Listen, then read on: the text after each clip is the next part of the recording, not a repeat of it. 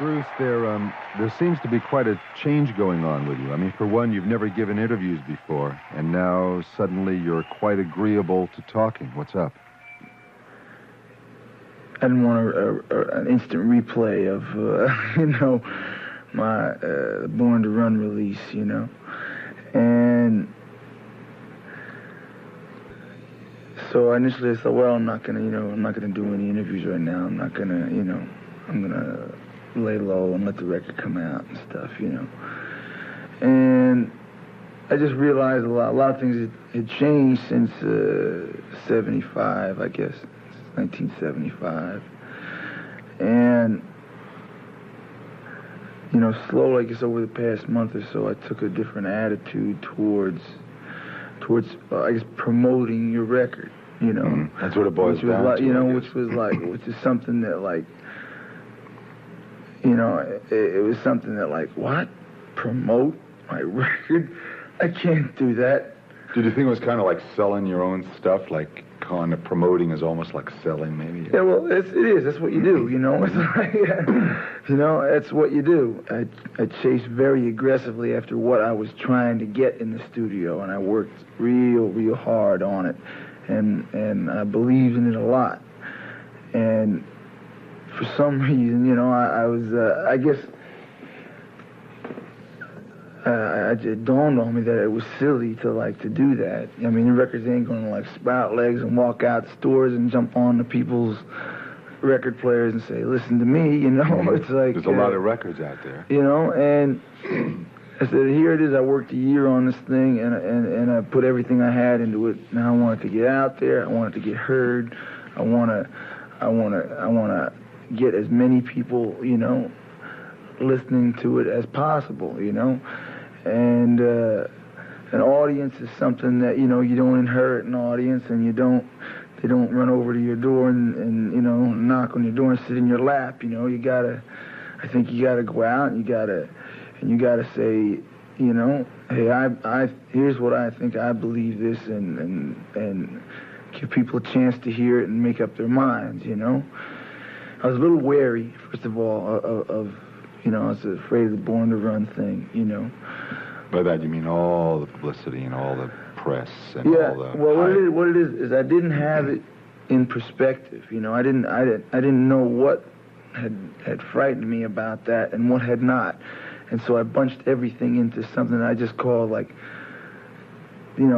the Born to Run, experience or whatever it was, Have you been able to separate from that what it was that frightened you about it? Yeah, since then,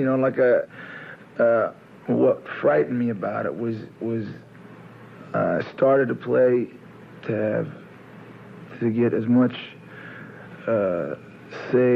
control of my life as I could, and that's what I felt slipping away, and that's what scared me, And I was real naive about it at the time, and because we'd blown through 3 or 4 years of playing. We had albums out, and the money came in, the money went out, and I was doing what I always wanted to do with my life. I was traveling around, and I felt really good. And I decided, you mean that you become not only Bruce Springsteen the person, but Bruce Springsteen the product?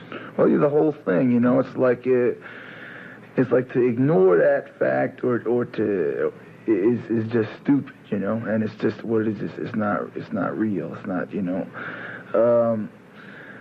and I spent a lot of time ignoring that, for quite a while, because not even intentional, because it never connected to me that way, It was like I was living out certain, my rock and roll dream there, Fantasies. And it was something that once I found, once I got in that position of where all of a sudden, hey, look, there's more money than we can spend, what happens is then then come the distractions, then they're like, hey, what do you want? Do you want this? Do you want that? Hey, you can have this. You want a car? Do you want a limousine? What, all the standard distractions that things that happen when you get to be rich and famous. You know, that like, you know, that come down the line to take your mind off or to distract you from what is real and from what your initial motivations, you know, your the things you started out for. But I always had it in my head. I always knew what I was doing there, because I knew when I was losing it. I knew when it was slipping away, you know. Like I knew why I started, and I knew when it was slipping away, and I got scared by it, you know. Well, let me want to get something specific from you here. What is it you wanted to do when you started? You know, it's easy to wander. A lot of people wander. You wander through their lives. You're bouncing off walls. You're bouncing off people. You're bouncing off different jobs, and you end up 55, and you never found something that you wanted to do. Initially I was 9, you know, and I saw my mother was an Elvis Presley fan, and she had him on the TV, and she used to listen to him on the radio, like every morning in my house. You know, come down before you go to school. My mother's, you know, cooking up the breakfast. She got the radio on top of the refrigerator, you know, tuned to the AM station, and ever since I could remember, you know. And so something connected then, but I was a little young. I didn't have the discipline or something to stick with it, you know. And then when I was 13, and when the English thing happened, the Beatles and the Animals and the Rolling Stones, Dave Clark, that really kicked it off for me. I said, well, that looks like something that's good to get into, you know. And the point was, once again, it was to have some say in the way you're going to live, you know, and the way the thing you're going to do. And for the first time that in a long time was during the Born to Run thing that I felt that slipping away. You know, I felt, you know, the old gas pedal stuck to the floor, you know, in a runaway car. People are running you, and you weren't running your own life anymore. Yeah, you know, it was like, and I was lucky enough to realize it, and you know, and grind it to a halt. And there was a moment where, like, I guess assessed my strengths and my weaknesses, you know. And I'm glad it happened, you know. I'm like, I ain't got one regret about